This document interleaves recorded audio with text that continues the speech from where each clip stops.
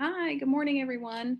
It's Miss Kinder. Ooh, glasses. I'm back with Nickel and Dimed. We're going to continue reading a little bit out of chapter 2, and I'll give us a brief recap before I start reading. If you hear clicking in the background, that's my dog Mabel walking around on the floor. I hope everybody's doing well. I miss you guys. I know I've said that before, but it's true. I miss you guys, and I wish that we were in class reading this together, but at least I can share this with you on video. So when we left off, Barbara, you remember, she had left her job as a waitress in Key West, Florida, and moved up to Portland. And so she's going to give it a try there. One of the things she notices, Portland, Maine. One of the things she notices right away is the demographics are very different. It's mostly white people in Maine, and that there are a lot of places that are hiring.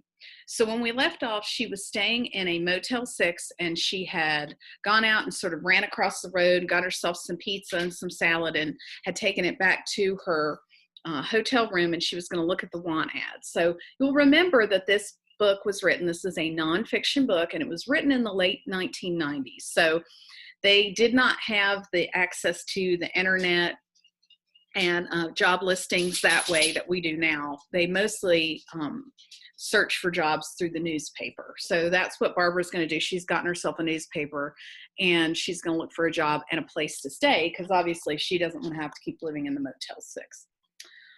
Okay, so I'm on page 54. This is chapter 2 of Nickel and Dimed. This newspaper I pick up at the Clipper Mart bears the unexpected news that there are no apartments in Portland. So very different from Key West. There were plenty of places to live. They weren't great. They didn't always have air conditioning, or they weren't safe, but at least there were places to live. She's saying up here in Portland, nothing. Actually, there are plenty of condos and executive apartments for $1,000 a month or more, but the only low rent options seem to be clustered in an area about a 30-minute drive south. You remember, same thing in Key West. This was a problem for her. The only things that were affordable were about a half hour away from town. In the soothingly named town of Old Orchard Beach. Even there, though, the rents were right up at Key West levels, well over $500 for an efficiency. And that was in the late 90s. So something like that now would probably be closer to $1,000.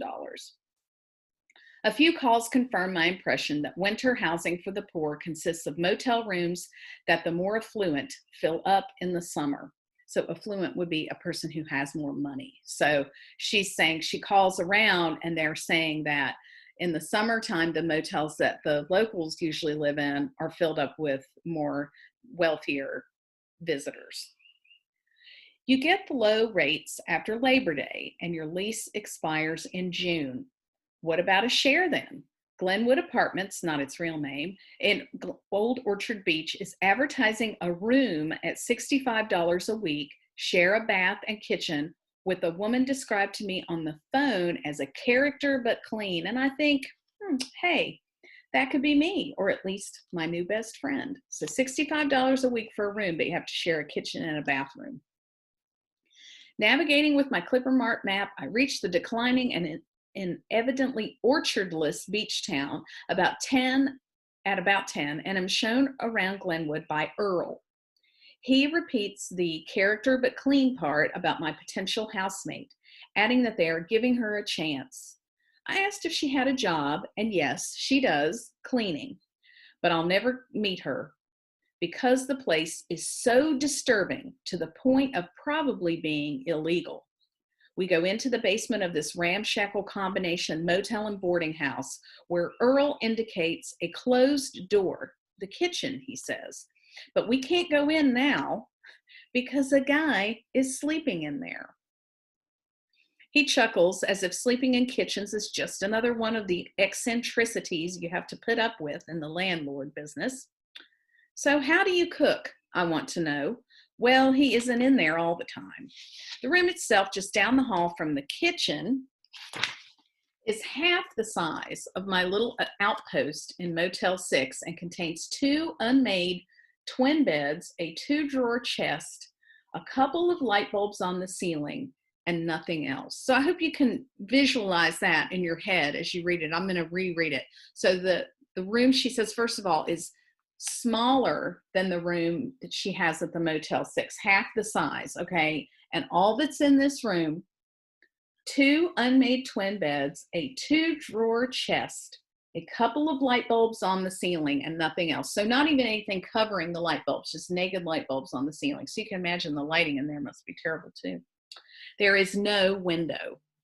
Well, there is a window-like structure near the ceiling, but it offers a view only of compacted dirt, such as one might normally see when looking up from the grave.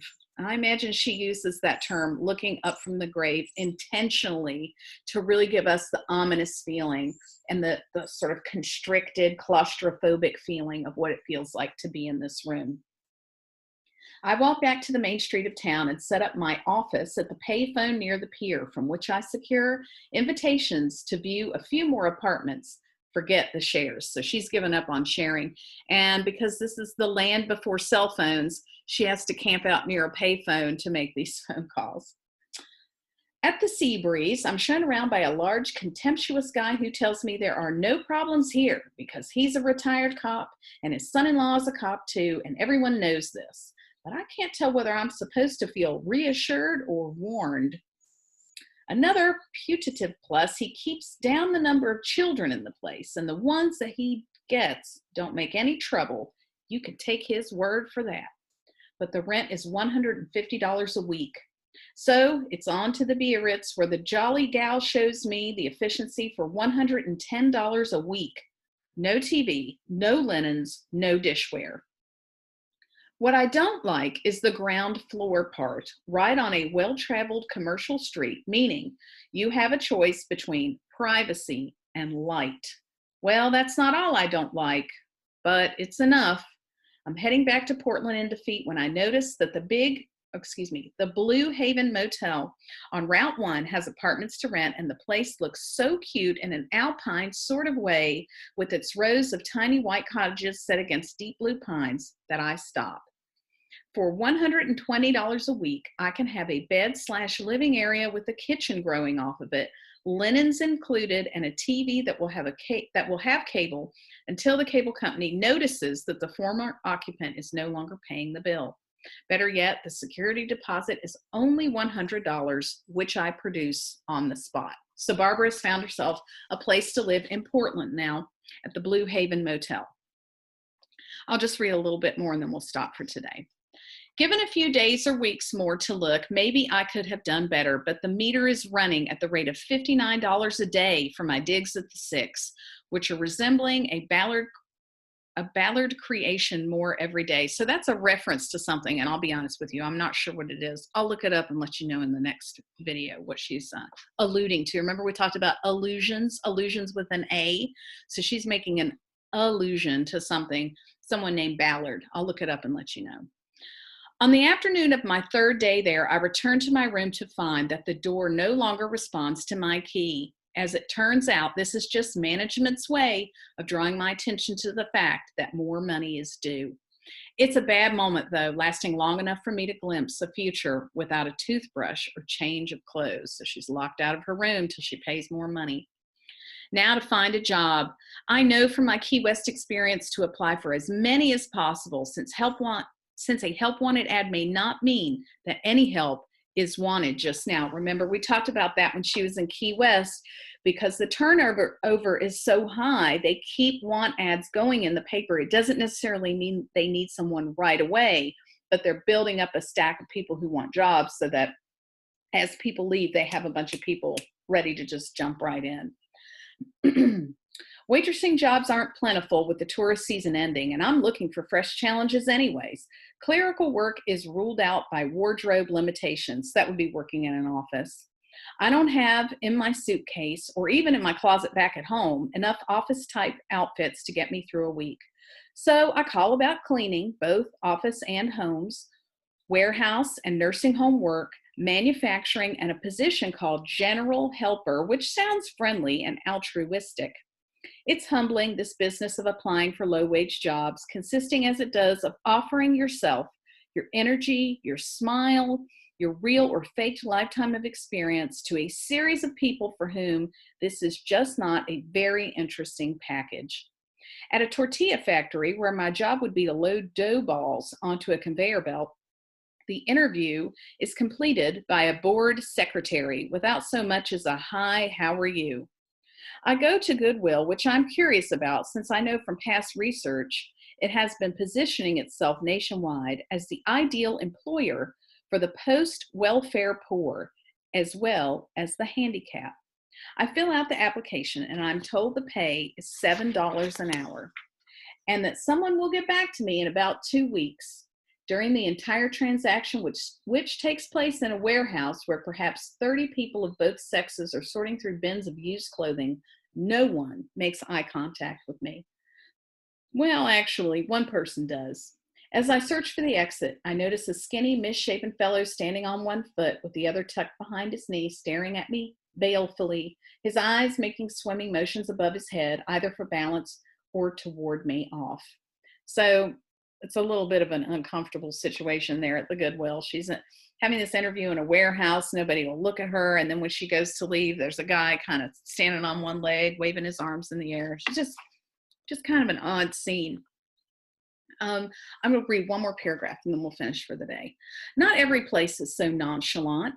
At a suburban Walmart that is advertising a job fair, I'm seated at a table with some balloons attached to it. This is the fair part. That's the only part of it that resembles a fair, the balloons attached to the chair. To wait for Julie. She is flustered when she shows up after about a 10-minute wait because, as she explained, she just works on the floor and has never interviewed anyone before. So they've sent someone over to interview her who's never done an interview before. Fortunately for her, the interview consists almost entirely of a 4-page opinion survey with no right or wrong answers. Julie assures me just my own personal opinions in 10 degrees from totally agree to totally disagree. You've seen these questions before where they have a scale. And one end is like, I don't disagree at all. And one is, I really agree. So that's the questions that Julie's asking her.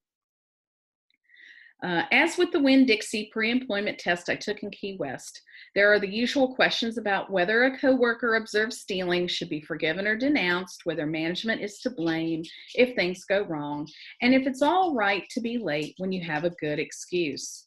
The only thing that distinguishes this test is its obsession with marijuana, suggesting that it was authored by a serious stoner struggling to adjust to the corporate way of life. So she says this person who wrote this test seems obsessed with figuring out if you think it's okay to smoke marijuana while you work at Walmart. Among the propositions I am asked to opine about are, quote, some people work better when they're a little bit high. Quote, everyone tries marijuana. And bafflingly, quote, marijuana is the same as a drink. What kind of a drink? I want to ask. Quote, the same. How? Chemically or morally? Or should I write in something flippant like, I wouldn't know because I don't drink? The pay is $6.50, Julie tells me, of course, an hour, but can shoot up to $7 pretty fast. She thinks I would be great in the ladies department, and I tell her I think so too. All right, I'm going to stop there for today. So it looks like maybe Barbara's going to end up working at Walmart, even though the interview questionnaire she took seems to be obsessed with figuring out whether or not she is a marijuana smoker. And of course, you know, these days, and we've talked about this too, with several states legalizing recreational marijuana, how does that change that interview process? How does that change the opinions that some of these stores might have about whether or not the people who are applying for those jobs are pot smokers? So let's just continue on with some more reading in the days to come and find out where Barbara ends up working and how that works out for her. And as always, if you guys need me, just send me a Schoology message. You know, I'm here for you always. So just let me know if you have any questions or need anything. Take care. Stay safe. Love you guys. And I'll see you next time. Bye.